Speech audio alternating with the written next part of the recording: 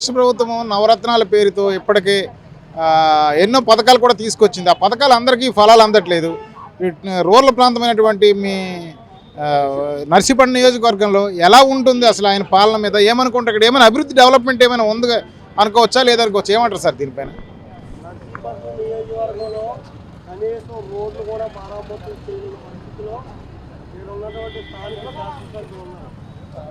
అలాగే ఎవరైతే నిరుపేదలు ఉన్నారో ఎవరికి కూడా సంక్షేమ ఫలాలు అందరి పరిస్థితి కూడా ఉంది నియోజకవర్గం.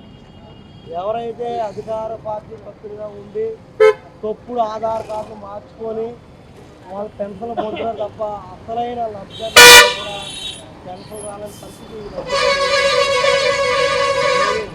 ఇక్కడ నర్సీపట్నంలో స్థానిక శాసనసభ్యులు హాస్పిటల్ అన్నది ఈ ఏరియా హాస్పిటల్ 16 మండలాలకి ముఖదూరం.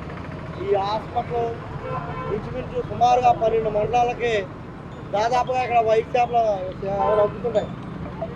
అయితే కనీసం లిఫ్ట్ బాగు చేయలేని పరిస్థితిలో కూడా ఇక్కడ స్థానిక శాసనసభ్యులు ఉన్నట్టయితే ఈ నియోజకవర్గంలో అభివృద్ధి ఏంటో ఒకసారి ప్రజలే గ్రహించారు. డాక్టర్లు సమపాలన లేదు.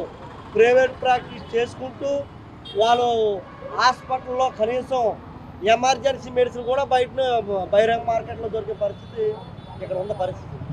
ఈరోజు నవరాత్రుల్లో భాగంగా మద్యపానం నిషేధం, కల్తీ మద్యాన్ని ఇచ్చి దాన్ని ప్రోత్సహించి ఏదైతే ఎలక్షన్ నాడికి పూర్తి మద్యపానం నిషేధం చేస్తానని చెప్పాడు.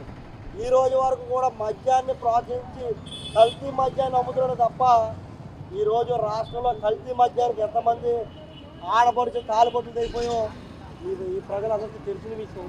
దీని మీద తప్పనిసరిగా రేపు జగన్మోహన్ రెడ్డిని ఏదైతే తాడేపల్లి ప్యాలెస్కే పరిమితం చేస్తారు తప్ప ప్రజల్లో తిరగలేని పరిస్థితి ఉంది.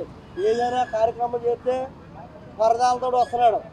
ఏదైనా సమస్య చెప్పుకోవాలంటే విద్యార్థులు అవ్వచ్చు, ఏదైనా అన్ని వర్గాల వాళ్ళు కూడా నా ఎస్సీలు అంటున్నాడు, నా బీసీలు అంటున్నాడు, నా మైనారిటీ ఏం చేశాడు?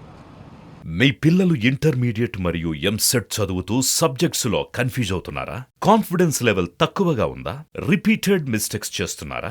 అయితే మీకోసమే ఉంది రైజ్ యాప్.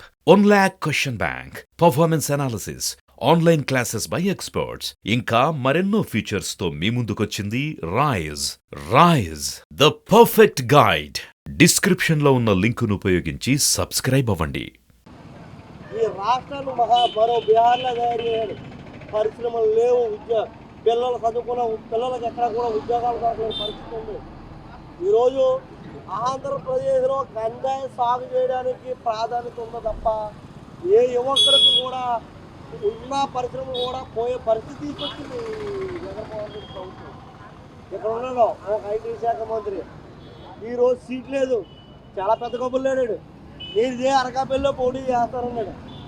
ఈరోజు ఇదే జగన్మోహన్ రెడ్డి రెడ్లు అన్న వాళ్ళకి ప్రోత్సహించుకుంటున్నాడు. నా బీసీలు, నా ఎస్సీలు, నా మైనార్టీలు వీళ్ళందరూ ఎక్కడైపోయారు? వీళ్ళందరినీ ఒక ఆర్టీఓ ట్రాన్స్ఫర్ చేసినట్టు, ఒక ఎంఆర్ఓ ట్రాన్స్ఫర్ చేసినట్టుగా ఈ వైసీపీలో ఎమ్మెల్యే టికెట్లో ట్రాన్స్ఫర్ చేసే విధంగా చేస్తున్నాడు తప్ప ఈ అమర్నాథ్ కోడిగుట్టు మంత్రికి ఈ ఎక్కడెక్కడ ఉందో తెలియలేని పరిస్థితి ఉంది. ఇది ఆంధ్రప్రదేశ్లో ఉన్న పరిస్థితి. రాష్ట్రంలో దళితులపైన దాడులు జరుగుతున్నాయి. ఇదే నియోజకవర్గంలో డాక్టర్ సుధాకర్ ఇక్కడే పనిచేసాడు ఎనస్థీషియన్గా. ఆయన్ని చనిపోయాడు. ఇది ప్రభుత్వ హత్య అనేటువంటిది ఇప్పుడు కూడా కోర్టులో కేసులు నడుస్తున్నాయి కదా, మీరేమనుకోరు సార్ ఆయన హత్య కోసం? అయినా సుధాకర్ గారు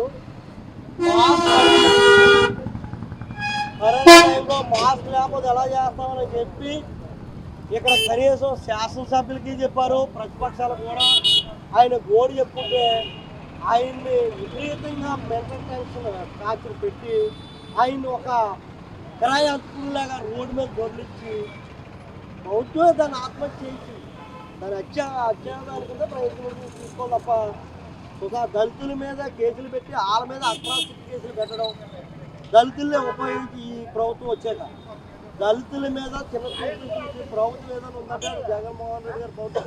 ఉదాహరణ సుధాకర్ అవ్వచ్చు.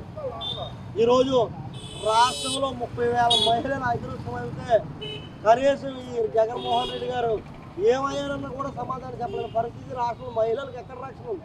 ఎస్సీలకు ఎక్కడ రక్షణ ఉంది? ఇదే సుధాకర్ నిదర్శన. ఇప్పుడు రాష్ట్రంలో సమస్యలతో అట్టుడికిపోతుంది. ఇవన్నీ విస్మరించి విడిచిపెట్టి పక్క రాష్ట్రానికి వెళ్ళి మందు పార్టీల్లో పాల్గొన్న మంత్రి రోజా గారి పైన మీ అభిప్రాయం ఏమిటి సార్? మేము రోజా గారిని ఏమనుకున్నాంటే మా విశాఖపట్నంకి వస్తే మాకు అరకు, లంసింగి, అలాగే టాటా టూరిజం ప్లేస్ ఉన్నాయి, ఏదో అభివృద్ధి చేస్తారు కదా అనుకుంటే ఆవిడేమంటే నా సొగసు చూడు మావయ్య అంటుంది. నా సొగసు చూడు మావయ్య అంటుంది తప్ప టూరిజం మంత్రిగా ఉండి కనీసం పబ్బుల్లోనూ ఈ రాష్ట్రంలో ఈ ప్రజలందరూ కూడా ఎంత ఇబ్బంది పడుతున్నా ఇలా పట్టలేదు. ఆల్రెడీ పక్క రాష్ట్రాల్లోకి వెళ్ళి పబ్బులకి వెళ్ళడం, ఎంజాయ్ చేయడం. రాష్ట్రం ఎటుపోతుంది, రాజధాని లేని రాష్ట్రం. ఈ పోలవరం ఎంతమంది రైతాంగానికి ఉపయోగపడుతుందండి? 90% అయిన పోలవరం ఈరోజు 10% పూర్తి చేయడంలో వీళ్ళు డ్యాన్సులకి, పబ్బులకి, వాళ్ళ వ్యక్తిగత స్వరూపాలకు చేసుకుంటారు తప్ప రాష్ట్రం అప్పులు ఊపులో పడిపోయి ఎవరికి ఏ భరోసా ఇవ్వాలి, రైతులకు ఏ భరోసా ఇవ్వాలి, ఇవన్నీ లేకుండా వాళ్ళు వ్యక్తిగతంగా వాళ్ళ డ్యాన్సులకి, వాళ్ళ నాట్యాలకి. ఇంకా చూసాం మంత్రులు, అరగంట మంత్రి ఒకడు ఉన్నాడు, గంట మంత్రి ఒకడు ఉన్నాడు, బ్యాటింగ్ మంత్రులు ఏంటండి. ఇరిగేషన్ మంత్రి ఇచ్చాడు ఆడికి, టీఎంసీలో నీళ్ళు ఎక్కువ లేనివాడికి ఇరిగేషన్ మంత్రి, మన కరం కాబట్టి ఆంధ్ర రాష్ట్రానికి అవగాహన లేనివాడికి ఇరిగేషన్ మంత్రి చేయాడు, ఒక గంట చేయాలంటున్నాడు మల్లెపూల మంత్రి. ఇదండి మన రాష్ట్రంలో పరిపాలన. ఎంత ఘోరం. రానున్న ఎన్నికల్లో జనసేన టీడీపీ ఎలియన్స్గా పోటీ చేస్తుంది కదా, అటు జగన్మోహన్ రెడ్డి ప్రభుత్వాన్ని తిప్పి కొట్టగలదా, లేకుంటే ఇద్దరు స్తబ్దకు ఉండిపోవచ్చు? వీళ్ళ పొత్తు ఎలా ఉంటుంది? ప్రజలందరూ కూడా జనసేన టీడీపీ ఎలియన్స్లో ఈ జగన్మోహన్ రెడ్డి సైకిల్కి గ్లాస్ బుద్ధికి ప్యాన్ రేఖ కింద పడిపోతాయి. రేపు 145 స్థానాల్లో మేము ప్రభుత్వాన్ని జనసేన టీడీపీ ఫామ్ చేస్తుంది. ఈ ప్రభుత్వాన్ని దగ్గరలోనే ఒక 60 రోజుల్లో పంపించడానికి సిద్ధంగా ఆంధ్ర రాష్ట్రం. సార్, ఫైనల్గా నర్సీపట్నం పరిస్థితి ఎలా ఉండబోతుంది? రానున్న ఎన్నికల్లో టీడీపీ విజయం సాధిస్తుందా, లేకుంటే వైసీపీ విజయం సాధిస్తుంది? ఏమనుకోవచ్చు సార్, మీరు ఇక్కడ ఏమనుకుంటున్నారు? రేపు జనసేన టీడీపీ ఏదైతే ఉమ్మడి అభ్యర్థి 2 అధ్యక్షుల వారు నిర్ణయం తీసుకుంటారో ఆ అభ్యర్థి 30,000 మెజార్టీతో నర్సీపట్నం కైసం చేసుకుంటాం. ఏదైతే ఇక్కడ అభివృద్ధి చేయలేని ఎమ్మెల్యేని ప్రజలందరూ కూడా తిప్పుకొట్టే పరిస్థితి, రేపు ఆయన బాబరేషన్ పక్కలో కూర్చోబెట్టే పరిస్థితి నర్సీపట్నం ప్రజలందరూ కూడా కంకరం కట్టుకొని ఉన్నారు. ఏ అభివృద్ధి చేశాడండి? కనీసం చిన్న పనులు చేసుకోవడంలో కూడా ఇక్కడ శాసనసభ్యులు విఫలమయ్యాడు. కనీసం మరామతులు చిన్న కన్నాలు పడ్డ రోడ్లు కూడా మరమ్మతు చేయడంలో ఇదాడు. ఇక్కడ స్థానిక శాసనసభ్యులు ఏం చేస్తుందంటే నర్సీపట్నం ఎప్పుడూ సంస్కృతి లేదు. ఏదైనా సమస్య మీద పాలసీ మీద అడిగితే వాళ్ళ నాయకుడిగా వ్యక్తిగతంగా చూపిస్తుంటాడు.